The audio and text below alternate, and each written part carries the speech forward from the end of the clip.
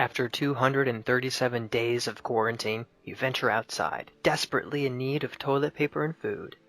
You could wander endlessly outdoors, hoping to stumble across some food and supplies, or you could experience nature from your very own home while playing Ori and the Blind Forest. Ori is a beautiful 2D single-player platformer with a gripping story and engaging puzzles. Traveling through the colorful forest inspires a sense of adventure that's absent from many popular games today. The game's family-friendly nature makes Ori appropriate for just about everyone, but this game is not only for kids.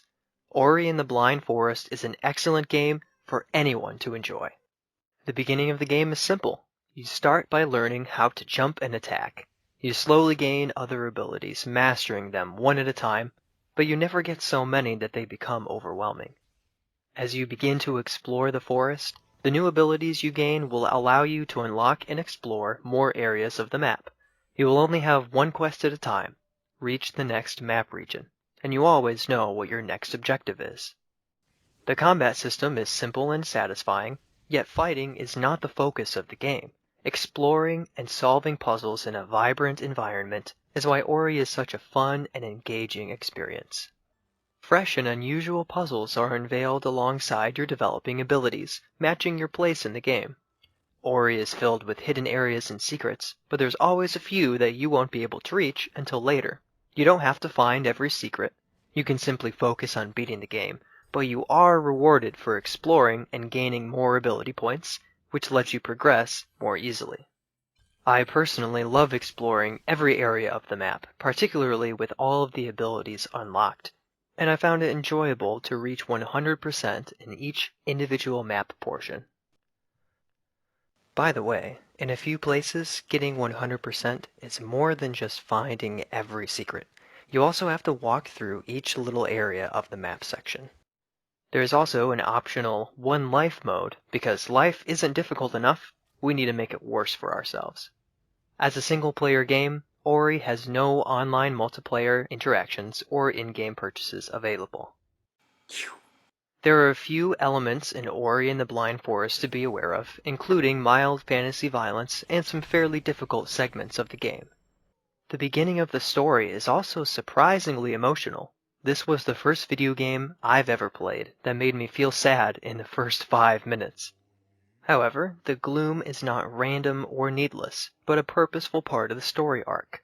Having an emotional story is of course not a bad thing, but it might catch young kids off guard who think they're going to be playing a fun and colorful game. Much of Ori and the Blind Forest is lighthearted. The fighting is very simple and the violence is minor, but you do see your animal enemies die or explode into feathers or goo when you defeat them. When you learn a new ability, it isn't always fully explained how it works. You'll probably have to test it out in a variety of situations to truly understand how to use it. You always know what your next objective is, but not necessarily how to get there. The map is pretty complicated, with no hints or suggestions if you've missed something small, like a tough-to-find passage, or an ability that you didn't yet learn that's located in another map location. Even when you know exactly where to go, it can still take a while to get where you need to be. The Definitive Edition update allows for direct traveling between spirit wells, which helps, but it can still take a while to get to the nearest well. Enemies also respawn just minutes after you've defeated them, so you'll always have to fight past them through areas of the map that you've already explored, which might get annoying. Some particular areas require a series of actions that can be difficult to put together successfully. If you happen to save the game in a dangerous area with just half a life cell left, it might be very difficult to get somewhere safer and keep progressing. After completing all the main puzzles in a particular region, you'll find yourself in a fast-paced escape scenario that is usually quite a bit harder than the rest of the game. You can't save partway through the escape, so you have to get through all of it in one go. These can take many tries to complete, and they might prove quite frustrating. It's also worth mentioning that there are some spiritual elements to the story, including the spirit tree, the soul link that's used to save progress, spirit gates, spirit wells, energy shards, etc. These spiritual elements are part of the unique story perspective. Ori and the Blind Forest plays smoothly, and I experienced very few issues of lag or glitches. Other than a couple instances where Ori herself can get temporarily trapped, I encountered nothing that truly hindered gameplay, at least on the Xbox One.